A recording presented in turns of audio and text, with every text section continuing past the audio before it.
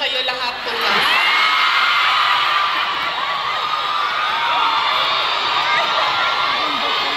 Suspended kayo, suspended.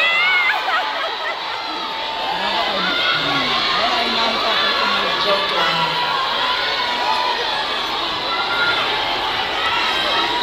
Unahin ko muna ang aking mga pagpapasalamat.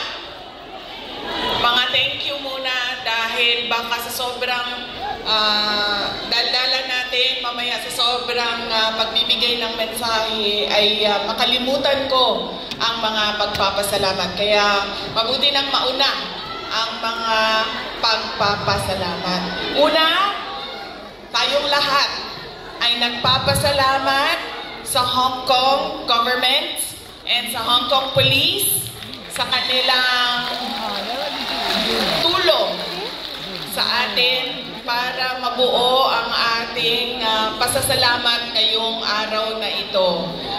We would like to thank the Hong Kong government and the Hong Kong police for their cooperation, for their support to our Thanksgiving this morning on this very beautiful Sunday.